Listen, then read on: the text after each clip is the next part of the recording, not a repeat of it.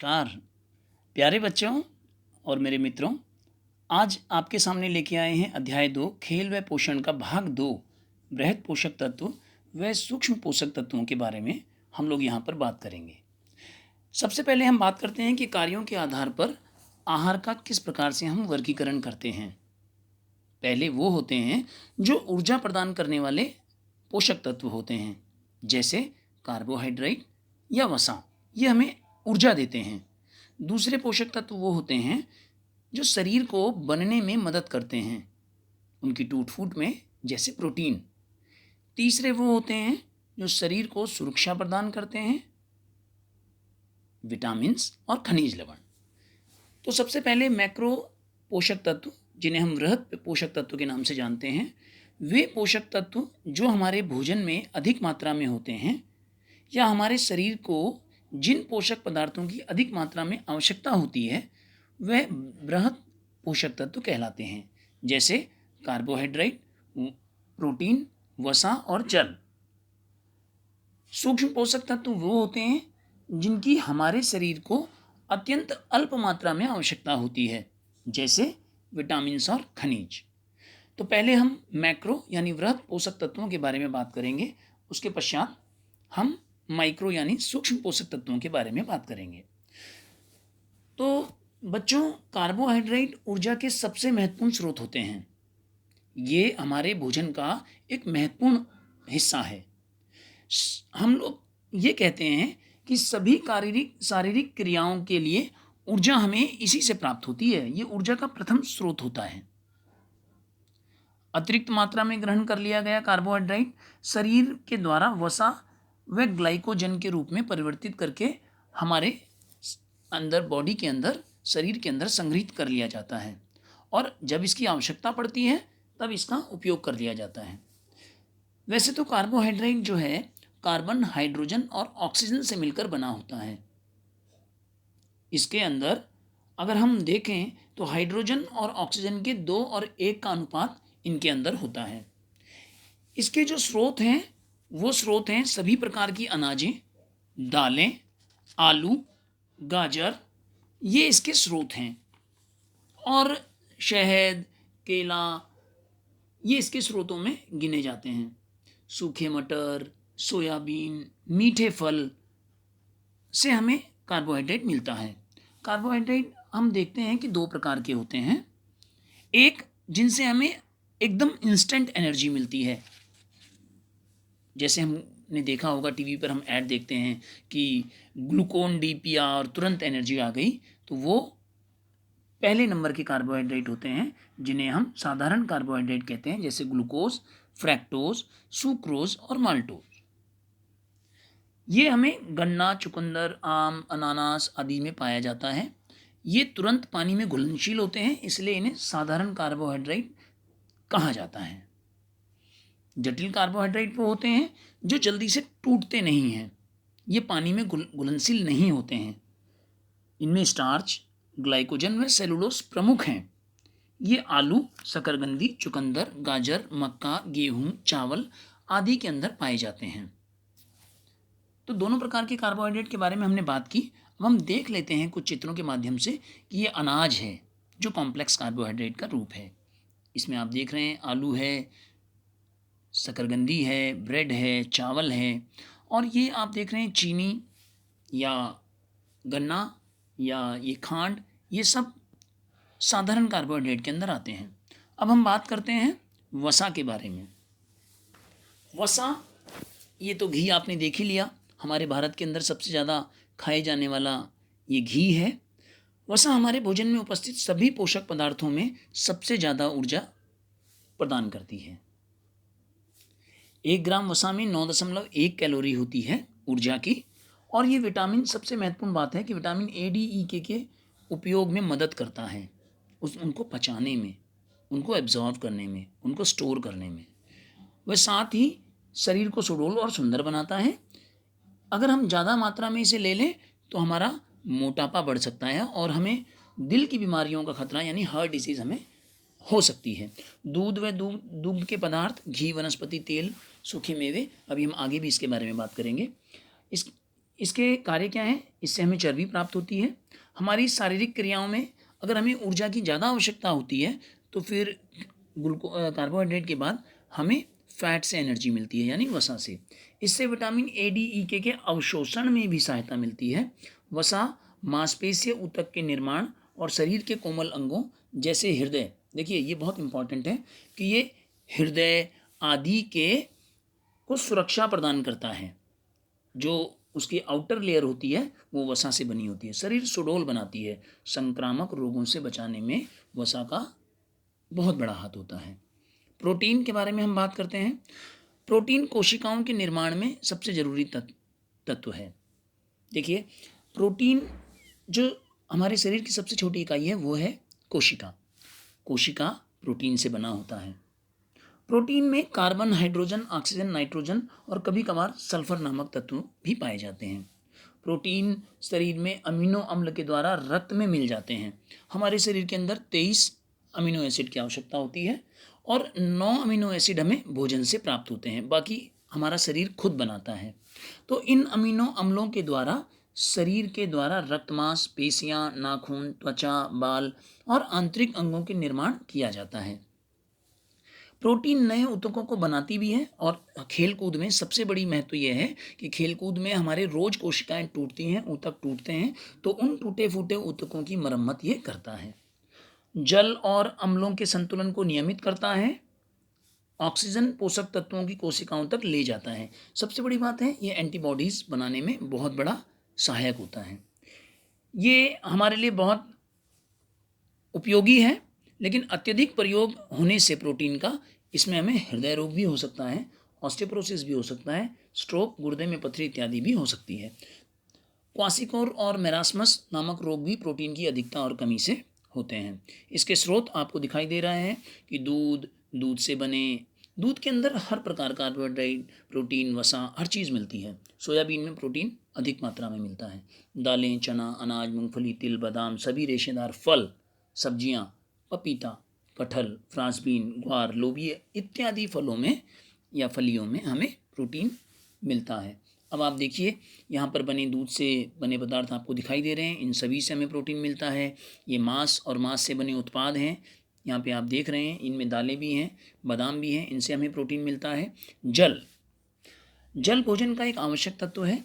हमारे शरीर का लगभग 70% भाग जल होता है। जल बहुत महत्वपूर्ण है। रक्त में भी 90% जल होता है। प्रत्येक व्यक्ति को 8 से 10 गिलास पानी पीना चाहिए, यानी लगभग 2 से 3 लीटर पानी हमें अवश्य पीना चाहिए। जल के द्वारा हमारे शरीर की विभिन्न कोशिकाओं तक जरूरी पोषक तत्व पहुंचाए जाते हैं। जल पसीने के रूप में बाहर निकलता है। जल मूत्र के, यूरिन के रूप में भी बाहर आता है। जल हम जब बातचीत करते हैं तो सांसों के द्वारा भी इसके ड्रॉपलेट्स बाहर आते हैं, बूंदें बाहर आती हैं जो हमें दिखती नहीं हैं। तो ये इतना जल हम नष्ट हो जाता है, तो हमें जल उचित मात्रा में नियमित रूप से पीना चाहिए। ये शरीर के तापमान को बनाने में भी सहायता करता है। जल शरीर से विषाक्त पदार्थों को बाहर निकालने में सहायता करता है। अब हम बात करते हैं सूक्ष्म पोषक तत्व। हमने बात कर ली वृहद पोषक तत्वों के बारे में, अब हम बात करते हैं सूक्ष्म पोषक तत्व। विटामिन्स पहला, उसके बाद खनिज लवण। पहले होते हैं पानी में घुलनशील जो हैं बी और सी, फिर हैं वसा में घुलनशील ए, डी, ई, के। अब हम इनके बारे में एक एक करके बात करेंगे। पानी में घुलनशील विटामिन, देखिए विटामिन बहुत आवश्यक हैं। विटामिन हमारे शरीर की चयापचय में बहुत महत्वपूर्ण भूमिका निभाते हैं और इनके कारण कई प्रकार के रोग हो जाते हैं अगर इनकी कमी रहती है। ये आवश्यक एवं आधारभूत पोषक तत्व हैं। हमारी सहन क्षमता, स्फूर्ति बढ़ाकर फिट रखने में मदद करते हैं। विटामिन बी के बारे में हम पहले बात करते हैं। विटामिन बी के अंतर्गत बी कॉम्प्लेक्स आता है। बी कॉम्प्लेक्स में जो विटामिन्स होते हैं वो है thiamine, B1, B2 riboflavin, B3 niacin, B5 pantothenic, B6 vitamin, B7 vitamin biotin के नाम से जाना जाता है, विटामिन B9, विटामिन B12, ये विटामिन बी कॉम्प्लेक्स के रूप हैं। विटामिन बहुत ज़रूरी है। स्रोत हैं इनके दूध, दही, पनीर, मक्खन, अंडा, मछली, टमाटर, हरी पत्तेदार सब्जियां। इसके बाद जो आते हैं हमारे विटामिन सी, ये गर्मी ऑक्सीजन के संपर्क में आते ही निष्क्रिय हो जाते हैं। ये पानी में घुलनशील दोनों विटामिन हैं और ये स्टोर नहीं होते हैं, इन्हें हम लेते हैं और ये अपना काम करने के बाद तुरंत बाहर निकल जाते हैं, शरीर में रुकते नहीं हैं। सहनशीलता बढ़ाने विटामिन की प्रमुख भूमिका है। दांत, अस्थि, रक्त वाहिनियों को मजबूत करता है। खट्टे फल, आंवला, टमाटर, नींबू, अंकुरित अनाज, हरी सब्जियों से मिलता है। आगे हम इसके बारे में भी बात कर रहे हैं चित्रों के माध्यम से। विटामिन बी का कार्य आपको दिखाई दे रहा है। कार्बोहाइड्रेट से ऊर्जा का निर्माण में सहायता, तंत्रिका तंत्र के सामान्य कार्यों में सहायता करता है, उचित स्वास्थ्य रखने में सहायक होता है। विटामिन बी की कमी के कारण होने वाले जो हैं वो थकान होती है, तनाव रहता है, चिड़चिड़ापन रहता है, बेरी बेरी रोग हो जाता है, पेलग्रा हो जाता है और तंत्रिका तंत्र संबंधित रोग विटामिन बी बहुत महत्वपूर्ण है, इसके कारण होते हैं। अब हम बात करते हैं विटामिन सी से। विटामिन सी एस्कॉर्बिक अम्ल के नाम से जाना जाता है। ये संतरा, नींबू, आंवला, गोभी, टमाटर इनके अंदर मिलता है। सामान्य स्वास्थ्य के लिए, स्वस्थ मसूड़ों हेतु, घाव भरने के लिए विटामिन सी की बहुत आवश्यकता होती है। विटामिन सी से स्कर्वी नामक रोग हो जाता है और घाव इसकी कमी से देरी से भरते हैं। अब हम बात करते हैं विटामिन ए के बारे में। ये विटामिन सामान्य शारीरिक विकास, आँखों व त्वचा को स्वस्थ रखने के लिए बहुत अत्यंत महत्वपूर्ण है। इसकी कमी से रतौंधी हो जाता है, त्वचा शुष्क रहती है। पीले नारंगी फल, पपीता, खरबूजा, संतरा, गाजर, हरे पत्ते वाली सब्जियां, पालक, बंद गोभी, मटर, दूध और दूध से बने उत्पाद। विटामिन डी, अभी हम इसके आगे भी चित्रों के माध्यम से बात करेंगे। इस विटामिन को शरीर खुद भी पैदा कर सकता है और हम बाहर से भी इसको लेते हैं। सबसे महत्वपूर्ण चीज़ यह कि इसकी कमी के कारण कैल्शियम और फास्फोरस का में अवशोषण होने में नहीं होता, अगर ये नहीं है तो। इसीलिए हमारी हड्डियां कमज़ोर हो जाती हैं अगर विटामिन डी नहीं है, क्योंकि कैल्शियम और फास्फोरस हड्डियों को मजबूत करता है, लेकिन इनको अवशोषित करता है विटामिन डी। इसलिए विटामिन डी बहुत ज़रूरी है। रिकेट्स नामक रोग इससे हो जाता है। इसके स्रोत दूध के पदार्थ, सूर्य का प्रकाश, तेल मालिश, हरी सब्जियां, मछली का तेल इत्यादि। अब हम बात करते हैं विटामिन ई के बारे में। यह विटामिन हृदयघात, पक्षाघात, कैंसर जैसे रोगों से शरीर को बचाता है। विटामिन ए का उपयोग करने में सहायक रहता है, शरीर में एंटीऑक्सीडेंट के रूप में कार्य करता है। सबसे बड़ी चीज़ एक है कि स्त्री व पुरुषों के प्रजनन संबंधी रोग जो होते हैं वो इस विटामिन की कमी से होते हैं। यह अंकुरित अनाज में मिलता है, दालें, हरी सब्जियां और तेल और घी। अब हम बात करते हैं विटामिन के बारे में। यह विटामिन क्षार, धूप व निष्क्रिय हो जाते हैं। विटामिन के पाचन क्रिया के लिए अत्यंत आवश्यक है। आंतों में भीतरी बैक्टीरिया का निर्माण करता है। खून का धक्का जमाने में बहुत सहायक होता है विटामिन के। स्रोत इसका है हरी पत्तेदार सब्जियां, अंकुरित अनाज, आलू, सोयाबीन, दूध और दूध से बने उत्पाद। पोषक तत्व के बारे में हम बात कर चुके हैं। हम आगे बात करेंगे विटामिन ए के बारे में। विटामिन ए से रतौंधी होती है, जेरोफेलेथीमिया होता है, बाइटोपिक स्पॉट, ये सब आँखों की बीमारियां हैं, आँखों की बीमारियों के नाम हैं। ये विटामिन ए की कमी से हो जाते हैं, जिसमें हमें दिखाई देना कम हो जाता है। विटामिन डी की कमी से बच्चों में रिकेट्स पाया जाता है, आपको दिखाई दे रहा है चित्र में। थकान रहती है, ऑस्टियोपोरोसिस होता है, मानसिक बीमारी हो जाती है डी की कमी से। गर्भधारण की समस्या भी होती है, कई तरह के कैंसर हो जाते हैं। तो विटामिन डी बहुत आवश्यक है, सारे विटामिन बहुत आवश्यक हैं। विटामिन ई की कमी से मांसपेशियां हमारी कमज़ोर हो जाती हैं। तंत्रिका तंत्र में लक्षण दिखाई देते हैं कि कोऑर्डिनेशन बनने में, समन्वय बनने में शरीर का दिक्कत आती है। हृदय संबंधी रोग हो जाते हैं। बच्चों में खून की कमी हो जाती है यदि विटामिन ई पैदा होते ही बच्चों में। इसके पश्चात आता है विटामिन के कि जब बच्चा पैदा होता है तो जन्मजात बच्चे में रक्तस्राव रोग हो जाता है। रक्त के जमने में कठिनाई होती है, इसके कारण अनीमिया होने की संभावना रहती है विटामिन के। अब हम बात करते हैं खनिज लवणों के बारे में। देखिए, जिस प्रकार से मैक्रो और माइक्रो हम बात कर रहे थे, उसी प्रकार से खनिज लवण भी दो प्रकार के होते हैं, मैक्रो और माइक्रो। खनिज लवण बहुत महत्वपूर्ण होते हैं जितने ही विटामिन होते हैं। इनकी आवश्यकता तो बहुत कम होती है, लेकिन ये हार्मोन्स बनाते हैं। दिल की धड़कन को बनाए रखने के लिए खनिजों का बहुत बड़ा हाथ है। खनिज को मैक्रो में और माइक्रो में दो भागों में हम इसको विभाजित कर सकते हैं। मुख्य खनिज या मैक्रो खनिज जो हैं हमारे सामने यहाँ पर लिखे गए हैं। सोडियम है, पोटासियम है, मैग्नीशियम है, कैल्शियम है, फॉस्फोरस है, सल्फर है, क्लोराइड है। ये हमें ज़्यादा मात्रा में चाहिए होते हैं। सूक्ष्म खनिज तत्व, बृहद खनिज तत्व और सूक्ष्म में है मैग्नीज है, आयरन है, कोबाल्ट है, क्रोमियम है, कॉपर है, जिंक है, मोलिब्डेनम है, फ्लोराइड है। ये हमें कम मात्रा में चाहिए होते हैं। तो खनिजों का बहुत महत्व है। थोड़ा सा हम इसके बारे में बात कर लेते हैं कि आयरन हमें सोर्स लीवर, मीट इत्यादि से मिलता है। ये खून के हीमोग्लोबिन बनाने में सहायक होता है। ये टेम्परेचर का तापमान को नियंत्रित करता है। कैल्शियम हमें दूध और दूध से बनी उत्पादों से मिलता है, अंडों से मिलता है। ये हड्डियाँ, दांत और रक्त के धक्के को जमने में मदद करता है। फास्फोरस हमें सब्जियों से मिलता है, हड्डियाँ और दांतों के लिए बहुत उपयोगी होता है। फ्लोराइन हमें पानी से मिलता है, मछली से मिलता है। ये मिनरेशन ऑफ बोन, हड्डियों के खनिज लवण को बनाने में उपयोगी रहता है।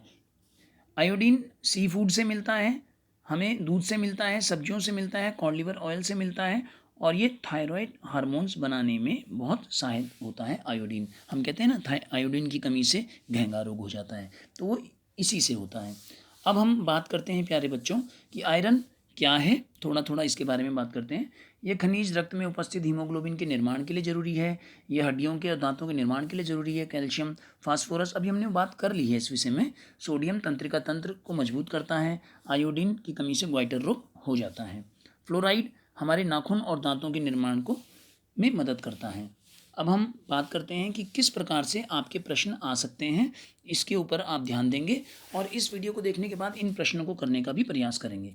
सूक्ष्म तथा बृहद पोषक तत्वों में अंतर स्पष्ट करो। संतुलित आहार के तत्व कौन कौन से हैं, उनकी क्या आवश्यकता है। भोजन मिथक, और ये इसके बारे में हम अगली वीडियो में बात करेंगे। किस प्रकार के आहार से स्वस्थ भार को स्थापित, इसके बारे में भी अगली वीडियो में बात करेंगे। ये हम बात कर चुके हैं पोषक तत्व और गैर पोषक तत्व। हमारे लिए जल क्यों आवश्यक है, इसके बारे में आपको ध्यान रखना है। इस प्रकार से ऑब्जेक्टिव क्वेश्चन आते हैं, ये मिलान करने वाले, इसको भी आप कर लीजिएगा। आपका बहुत बहुत धन्यवाद इस वीडियो को सुनने के लिए। यदि आपको किसी भी प्रकार की कोई शंका है तो आप कमेंट्स कर सकते हैं, आप पूछ सकते हैं, या अपने शिक्षक से आप संपर्क कर सकते हैं। आप सभी का धन्यवाद।